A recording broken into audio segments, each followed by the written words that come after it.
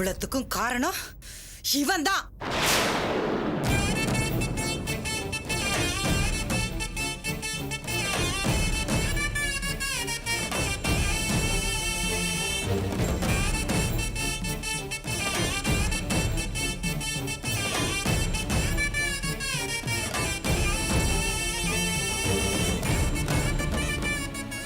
சிவகாமி, கொஞ்சம் அமைதியாரு.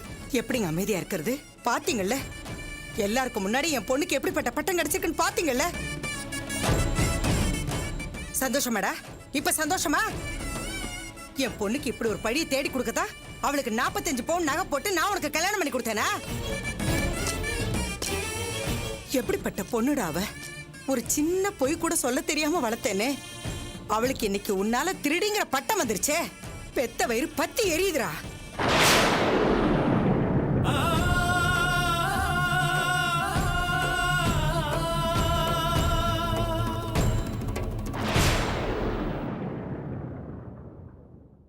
சிவகாமி, என்ன பேசுற? யாரோ ஒருத்தர் நம்ம பொண்ணை தப்பா பேசினாங்கிறதுக்காக மாப்பிள்ளை நீ தப்பா பேசுறது ரொம்ப தப்பு. இவங்க நம்ம பொண்ணு தப்பா பேசுறதுக்கு காரணம் யாருங்க? இந்த ஆளு தானே. நம்ம பொண்ணுக்கு நாம போட்ட 45 பவுன் நகையை இவன் குடும்பத்துக்காக வாங்கி நாசம் பண்ணிட்டான். அதுல ஒரு 2-3 பவுன் நகையை போட்டு வந்திருந்தா கூட நம்ம பொண்ணுக்கு இந்த நிலைமை வந்திருக்காதுல்ல.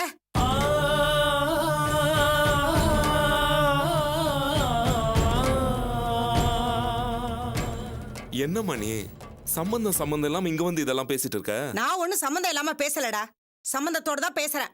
பெரிய இவனாட்டம் சொன்னானே, சொன்ன தேதியில நகையை கொடுக்கலன்னா என்ன வேணாலும் கேளுங்கன்னு.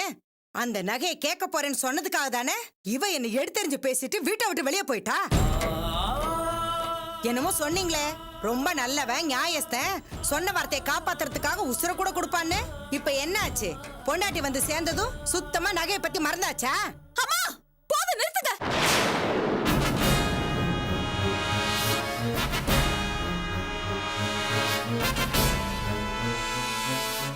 இனி யாரை என் புருஷனை பத்தி பேசுறது என்னால பார்த்துட்டு பொறுத்துட்டு இருக்க முடியாது.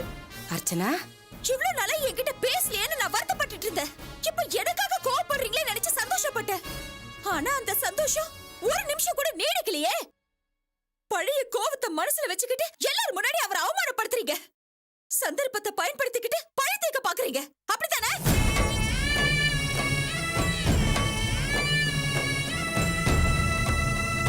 அவர் அவமானப்படுத்தி தான் என் மேல பாசத்தை காட்டணும்னா அப்படி ஒரு பாசமே எனக்கு தேவையில்லை. என்னைக்கு என் மேல காட்டுற பாசத்தை என் புருஷன் மேல காட்டுறீங்களோ அன்னைக்கு உங்க உறவு கிடைச்சா போதும்.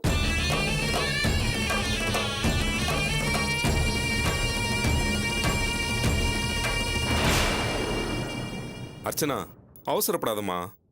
மாப்பிள்ளைய குறை சொல்லணுன்றதுக்காக அம்மா இப்படி பேசல.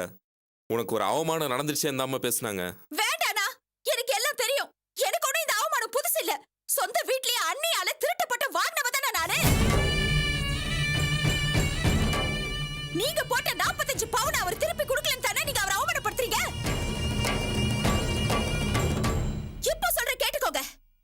நீங்க போட்ட 45 பவுனுக்கு அவருக்கு பதிலா நான் பொறுப்பேத்துக்கிறேன்.